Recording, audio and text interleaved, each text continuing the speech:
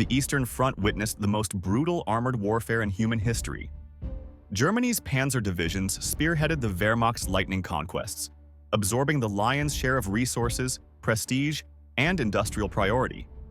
Meanwhile, a humble assault gun, the Sturmgeschütz, faced years of bureaucratic resistance before finally entering service as infantry support. If the Panzer was the sword of the German army, the assault gun became its shield. As the war ground on and German offensives collapsed, the crushing burden of anti-tank defense shifted to these overlooked crews. Their extraordinary skill bought time against the Red Army's relentless westward push. Despite their inauspicious origins and institutional skepticism, the StuG emerged as the deadliest tank killer of the war, outscoring every vehicle on the battlefield, including the legendary Tiger and Panther. So what made this turretless machine so lethal? Join us as we uncover the design features, tactics, and unique advantages that allowed StuG crews to outclass Panzer crews at their own game. If you're interested in how wars are actually decided, by logistics, math, and doctrine, subscribe now, turn on notifications, and stay tuned for more in-depth World War II analysis. Let's continue. From tactical deployment and ambush doctrine to superior optics and specialized training, we'll explore the key factors that set the StuG apart. Every weapon system is designed to counter specific enemy capabilities, and most are born from hard-earned experience on the battlefield. The German assault gun was conceived to solve a problem that had cost hundreds of thousands of lives, providing infantry with armored direct fire support that had been devastatingly absent in 1918. Unless machine gun nests, bunkers, and fortified strongpoints could be eliminated by direct gunfire at the outset, infantry assaults would succeed only at catastrophic cost. This brutal arithmetic was perfectly clear to the German General Staff in their post-war analysis. However, the Treaty of Versailles explicitly prohibited Germany from acquiring tracked armored fighting vehicles, ensuring this critical need would remain unaddressed for years. In 1935, General Erich von Manstein drafted a memorandum for the Chief of General Staff outlining the urgent need for a self-propelled armored gun to support infantry operations. His proposal called for equipping each infantry division with an integral assault gun battalion, 3 batteries of 6 guns each. Thanks to Manstein's initiative and the backing of Generals von Fritsch and Beck, the project received approval. The artillery branch was tasked with designing the new weapon under the oversight of the General Staff's Technical Section 8, led by then-Colonel Walter Model. To expedite development, engineers decided to use the proven chassis and running gear of the Panzer III as the base. A low, fixed superstructure with overhead cover and heavy frontal armor was added, mounting a limited Traverse L/24 howitzer. Daimler-Benz constructed the vehicle while Krupp installed the gun. The completed prototype of the Sturmgeschütz III was ready for trials at the Kummersdorf ranges in early 1937 and proved entirely satisfactory. Planners hoped that by autumn 1939, each active infantry division would be equipped with its own assault gun battalion, with reserve divisions following in 1940. However, the number of guns per battery was reduced from 6 to 4. This optimism proved unfounded. Initially, a decision needed to be made regarding which branch would assume responsibility for the new weapon. Should it be the infantry, for whose benefit the weapon was designed? Or the Panzer troops, with their expertise in tracked vehicles? Or the artillery, who had conceptualized the original idea? A conference between the respective inspector generals and their staffs was convened, a meeting remembered for its dramatic flair and moments of absurdity. The Inspector General of Infantry opened by admitting his branch lacked the logistical infrastructure to keep assault guns fueled and supplied with ammunition. They couldn't provide the technical services to maintain the guns in the field. Confronted with these challenges, he suggested abandoning the entire project. The Panzer officers wanted to shut the project down immediately, arguing it interfered with tank production for which they needed all available industrial capacity.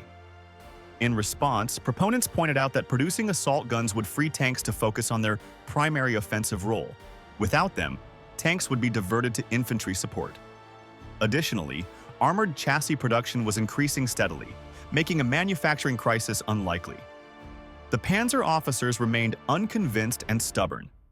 As tempers flared, Someone highlighted that the assault gun's fixed superstructure allowed for a larger caliber weapon than tanks could mount.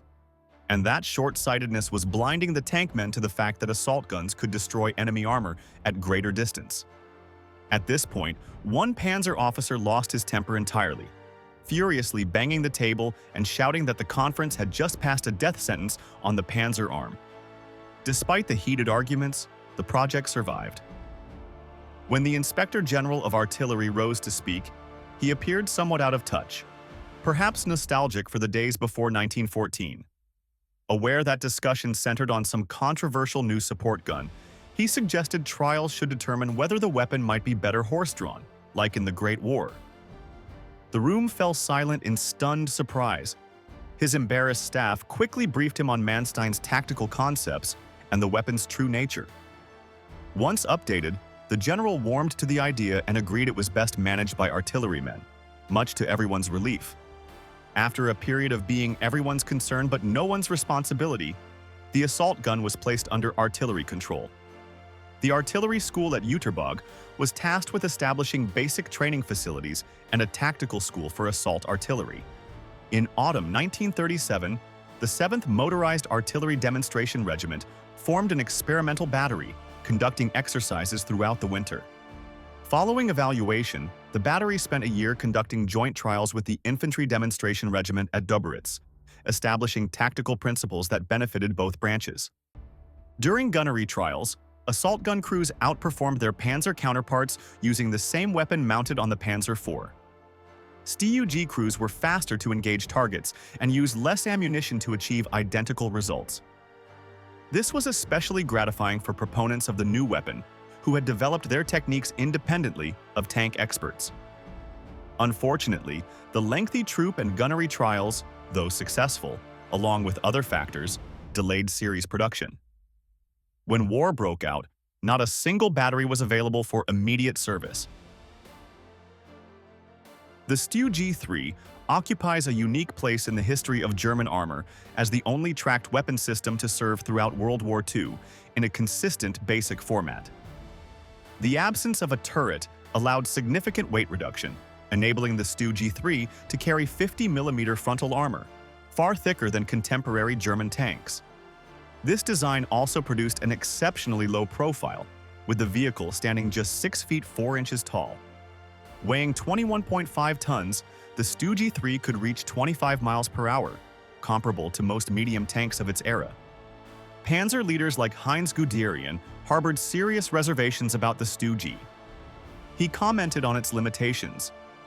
It does not have a fully traversable gun, which can only fire forwards 24 degrees versus 360 degrees.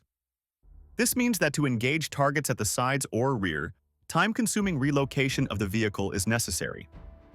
The problem, as it turns out, is that Guderian clearly never observed StuGs in combat. A StuG could pivot and engage flanking targets within seconds. No time-consuming relocation required. The designers were well aware that a forward-firing gun could present limitations, but this concern applied specifically to close-quarters assault operations. Assault artillerymen were all volunteers, regarded as the elite of their branch. They earned numerous honors, including Iron Cross's first and second class. The assault artillery branch secured 325 German crosses in gold and 140 Knight's Crosses. Among the Knight's Cross recipients, 14 were further distinguished with oak leaves. By 1940, the number of guns per assault battery had increased from 4 to 6. The success of the few units deployed in France sparked enormous enthusiasm for the assault gun concept. Full-scale production began, and the artillery school at Jüterbog started training the first battalions. Initially, production was slow. Only 2 battalions completed every 3 months. But this pace later increased to 3 battalions every 2 months. The original 75mm L/24 short barrel gun was replaced by the 75mm L/43, and later by the more powerful L/48. In 1943, the assault artillery established its own dedicated school, significantly boosting unit training and replacement personnel. Eventually, around 70 battalions were formed, not including those trained for tank destroyer roles or sent to reinforce understrength Panzer divisions. By early 1943, the German tank industry was in disarray. Assault gun production steadily surpassed that of battle tanks, which were more complex and costly to manufacture. Production of the Panzer III had ended in 1942, except for chassis allocated to assault guns. At this point came a drastic proposal: cancel the Panzer IV, the backbone of the Panzer divisions, to focus on Tiger and Panther production. A troublingly large share of Panzer IV chassis had already been committed to self-propelled artillery, tank destroyers, and assault guns. Tigers were produced at just 25 per month, and the Panther had not yet reached full-scale production. Due to the StuGs' remarkable success in anti-tank roles and its large-scale production, a decision was made around 1943 to end the artillery's exclusive control over the vehicle. StuGs were no longer limited to assault gun battalions. They began equipping Panzerjäger battalions within Panzer divisions. Most top-tier German infantry divisions also received a battery of StuGs as part of their divisional Panzerjäger battalions, alongside towed anti-tank guns. The StuG is one of the rare cases where reality exceeded the legend. Renowned as a tank killer, it proved to be one of the most successful tank destroyers of all time. By 1943, some StuG battalions had amassed over 1,000 kills, surpassing many Tiger battalions in total count. The Germans compiled a comparative report on StuG versus Panzer kills, concluding, assault gun battalions have achieved significantly higher kill scores than tank battalions, despite using the same guns and the latter having rotating turrets. The report identified why StuGs proved superior tank killers. Their gunners received specialized training for long-range shooting, treating engagements as precise artillery exercises involving calculations and range estimation. In contrast, standard Panzer gunnery training in 1943 still relied on a shooting with a hunting rifle approach. The report also noted another critical factor. The StuG only fires when halted, and only with direct fire from positions that are as well concealed against ground and air reconnaissance as possible. Some might argue tanks also fired only when stationary, since firing on the move proved highly inaccurate. However, contrary to popular belief, many, possibly most, World War II tankers continued attempting to shoot while moving. Pre-war doctrine held that it was feasible, and crews experimented throughout the conflict. It wasn't until after the war that the futility of firing on the move was fully recognized, with consensus shifting to the understanding that the most effective method was firing stationary from concealed positions. The methodology StuG units had already established as official procedure by 1942 was key to their effectiveness. Their success stemmed from adopting the correct combat approach early, rather than from the vehicles themselves. Another key factor contributing to StuG crews' success was the standard use of scissor scopes, stereoscopic rangefinders.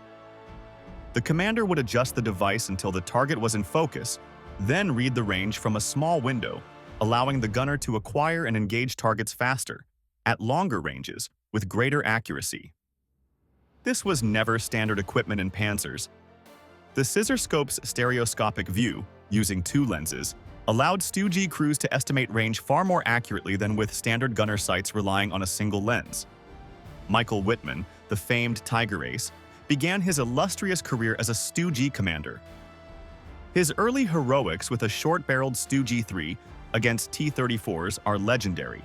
Utilizing the scissor scope, Wittmann expertly ambushed enemy tanks, achieving precise range estimates and devastating accuracy.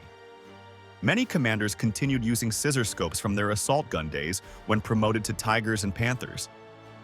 After Kursk, the tide turned in Russia, and the Wehrmacht was compelled to adopt a defensive posture. Instead of its original assault role, the StuG III increasingly operated as a dedicated tank destroyer.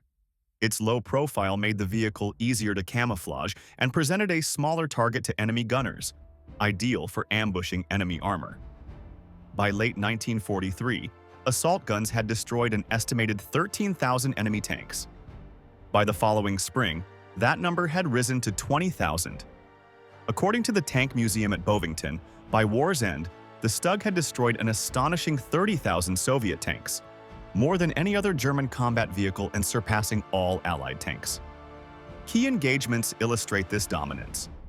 At the Third Battle of Kharkov in February 1943, StuG units of the Grossdeutschland Division achieved 44 T-34 kills, while an equal number of Tiger units managed only 30. At Leningrad that same year, Assault Gun Battalion 226, with 41 StuG IIIs, destroyed 221 Soviet T-34s and KV-1s while suffering just 13 losses. These actions demonstrated how easily low-profile assault guns could be concealed in optimal firing positions, which is why Soviet tank crews despised them. During 15 months on the Rzhev sector, the 667 Assault Gun Battalion's 3 batteries alone destroyed an impressive 1,000 Soviet tanks. The Red Army, recognizing the StuGs' effectiveness, set about creating their own rough copies and employed captured vehicles, replacing the 75mm gun with their 76.2mm model.